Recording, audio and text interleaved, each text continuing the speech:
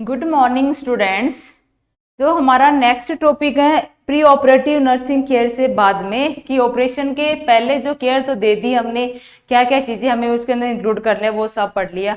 अभी हम पढ़ेंगे कि ऑपरेशन के दौरान क्या क्या केयर वहाँ पे देनी है, उन सब के बारे में हम डिस्कस करेंगे।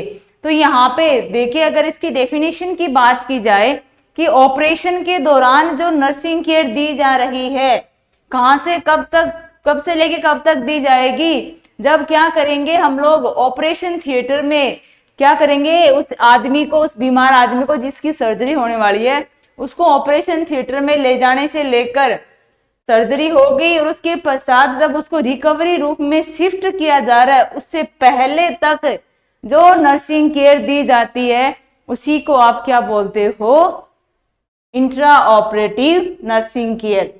किसको बोलोगे intra operative nursing care? Operation theatre में प्रवेश करवाने से लेकर सर्जरी हो गई और उसके बाद में जब हम उसको दूसरे रूम में शिफ्ट कर रहे हैं तो जो शिफ्ट कर रहे हैं उससे पहले तक, समझ में आ रहा है? तो मान लो ना, जब ऑपरेशन हो रहा है उस दौरान जो उस पेशेंट को केयर दी जा रही है उसी को क्या बोलते हो, इंट्रा ऑपरेटिव नर्सिंग केयर। इस इंट्रा ऑपरेटिव नर्सिंग केयर के अंदर अगर देखा जाएगा कि फर्स्ट पॉइंट इसके अंदर क्या इंक्लूड होता है, यहाँ पे सबसे पहले आपको ये पता करना है कि भाई पेशेंट तो वही है ना।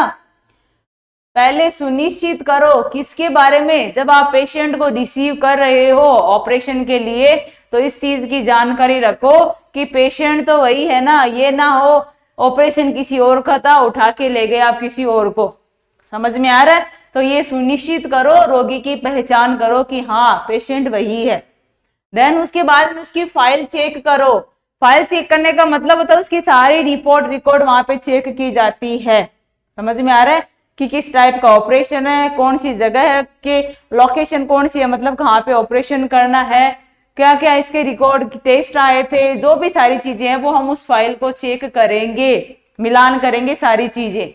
देन प्री ऑपरेटिव जो तैयारियां की गई थी हमने ऑपरेशन से पहले, जो उस पेशेंट को हमने तैयारियां करवाई थी वो तैयारियां उसने अच्छे से की है कि नहीं की, मतलब यहाँ पे अरे नहा धो के आया है कि वो सारी चीजें नहीं, आपने पेशेंट को अच्छे से क्लीन किया था, जिस पर्टिकुलर एरिया पे ऑपरेशन होना है वहां के एरिया को आपने साफ सुथरा किया कि नहीं किया।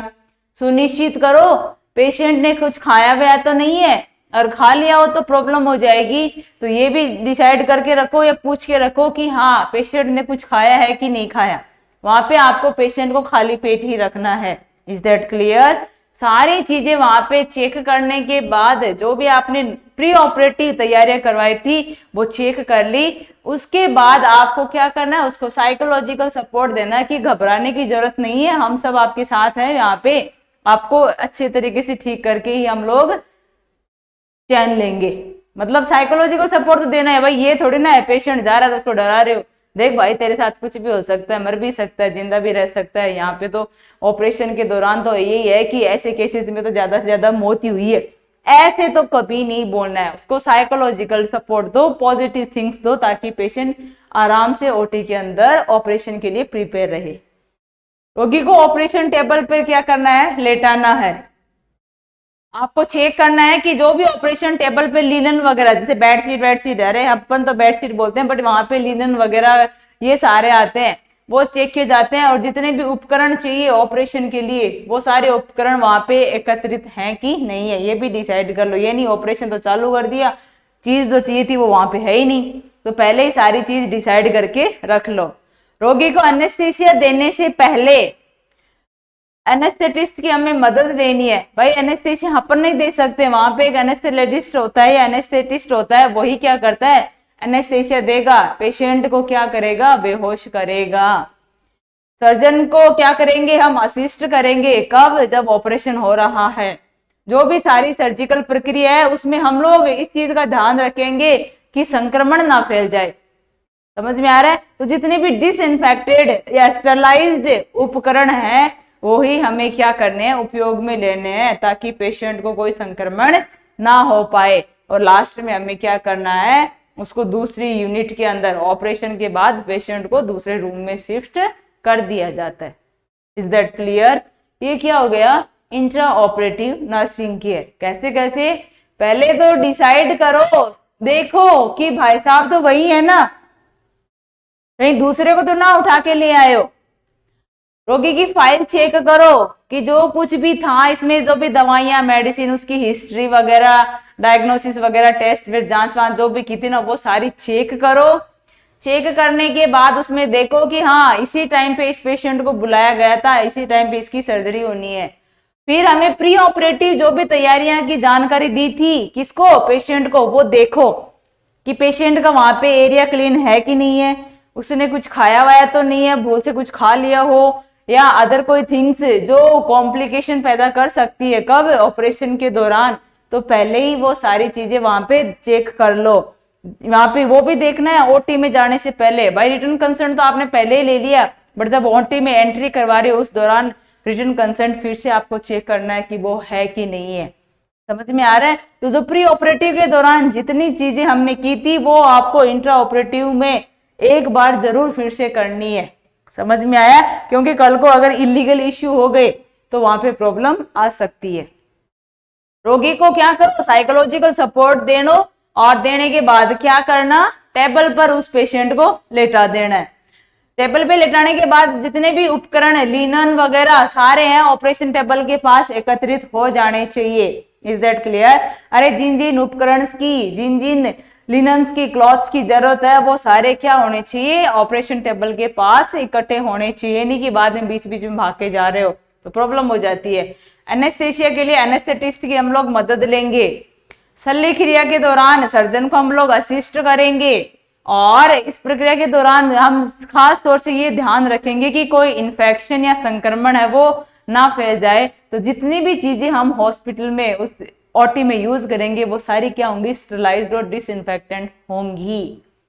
सब सारी कुछ चीजें हो गई, इसके बाद में भाई साहब को दूसरे रूम के अंदर शिफ्ट कर दो। समझ में आया? क्या कर देना है? ऑपरेशन होने के बाद उसको शिफ्ट कर दिया जाता है। किसमें? पोस्ट एनेस्थेटिक यूनिट के अंदर या रिकवरी रूम के अंदर।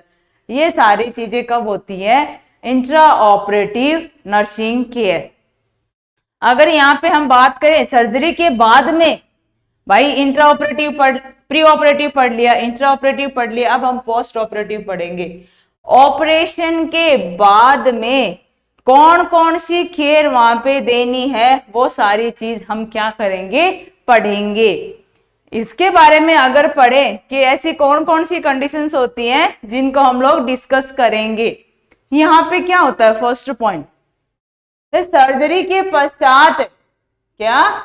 सर्जरी के पश्चात जो रोगी को क्या की जाती है? केयर प्रदान की जाती है, उसी को आप क्या बोलते हो? Post operative nursing care. अरे सर्जरी के बाद में जो पेशेंट को केयर दी जाती है उसी को आप क्या बोलते हो? Post operative nursing care. ये सर्जरी के बाद से रोगी को अर्ली रिकवरी के लिए, मतलब जल्दी ठीक हो जाए उसके लिए, तथा पोस्ट ऑपरेटिव कॉम्प्लिकेशंस को बचाने के लिए ही दी जाती है। किसके द्वारा? नर्सिंग स्टाफ के द्वारा। अरे जल्दी ठीक हो जाए और उसमें कोई जटिलता या कॉम्प्लिकेशन ना हो ऑपरेशन की वजह से, तो उन सब से बचाने के लिए हम लोग क्या करते हैं? पोस्ट ऑपरेटिव नर्सिंग देखभाल की जाती है। समझ में आ रहा है?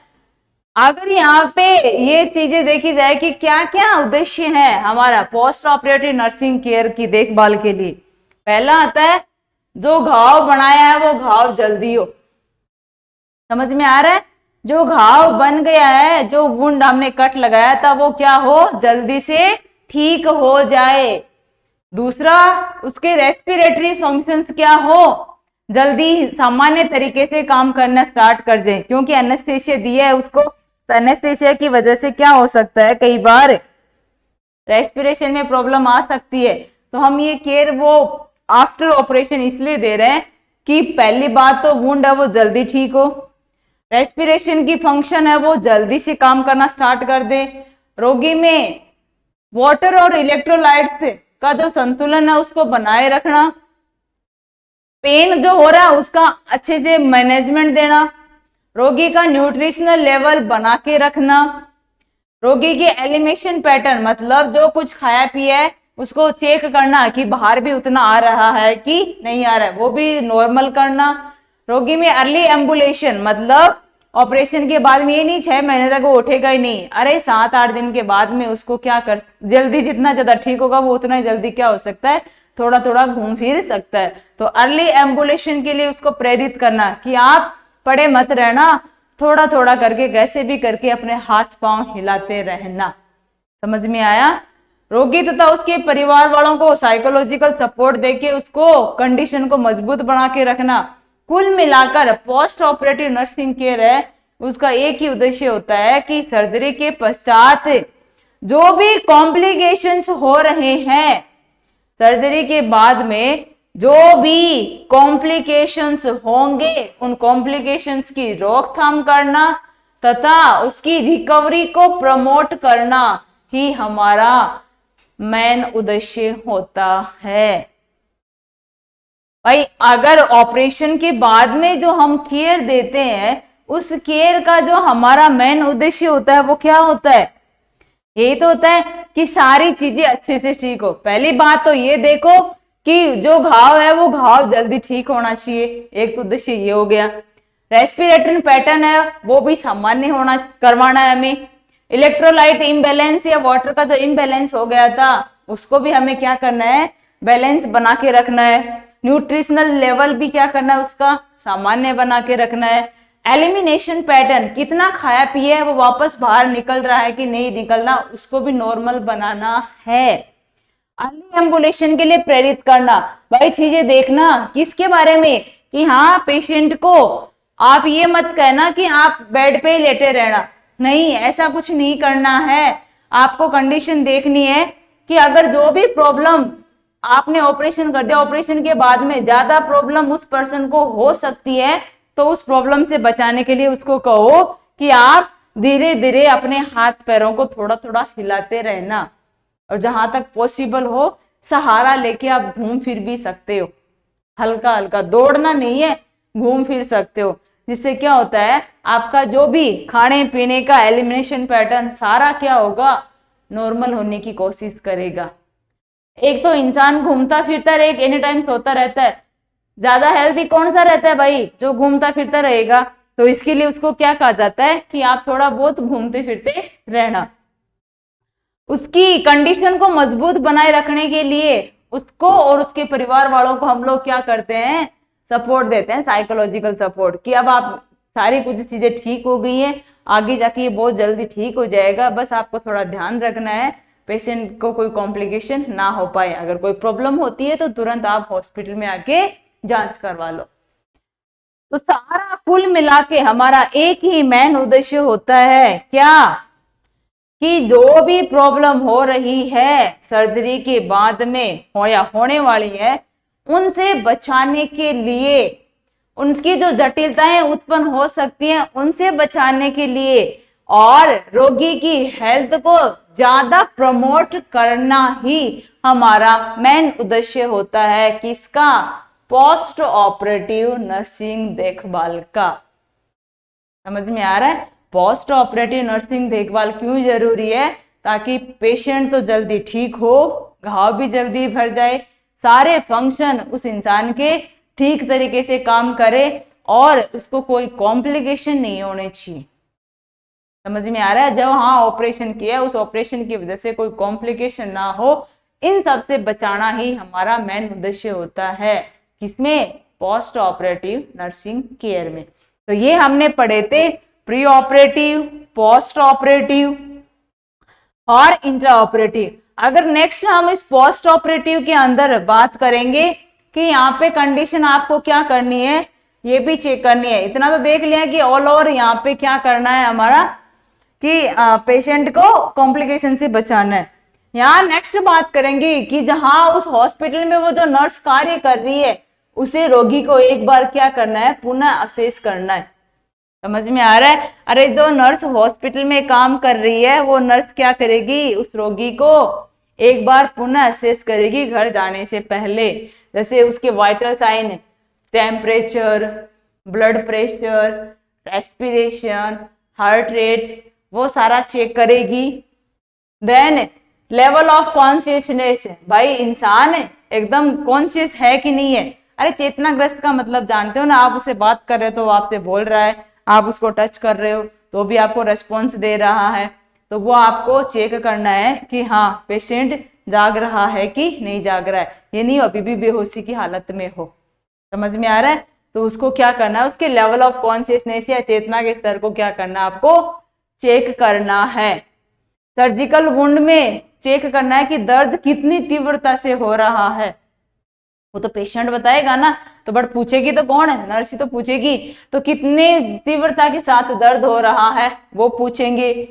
सर्जिकल वुंड होने वाले ड्रेनेज की मात्रा, अरे जो सर्जिकल वुंड हो गया है उसके ड्रेनेज की मात्रा, मतलब जहां पे वुंड बनाया था उस वुंड से कितना स्राव वहां से हो रहा है उसकी मात्रा, और उसके रंग का भी वहां पे पता करना। अरे जो ड्रेनेज हो रहा, ड्रेनेज का मतलब भाई कोई कट लगाया तो वहां से फ्लूइड तो निकलेगा ही बाहर है, स्राव तो होगा ही, वो स्राव देखना है कि कितनी मात्रा में निकल रहा है। उसकी त्वचा का रंग चेक करेंगे। सांस वाला पैटर्न, श्वसन पैटर्न, रेस्पिरेशन पैटर्न उसका चेक किया जाएगा कि सांस ज्यादा ले रहा है, कम ले रहा है, लंबी लंबी ले रहा है या गहरी गहरी सांसें ले रहा है। समझ में आ रहा है?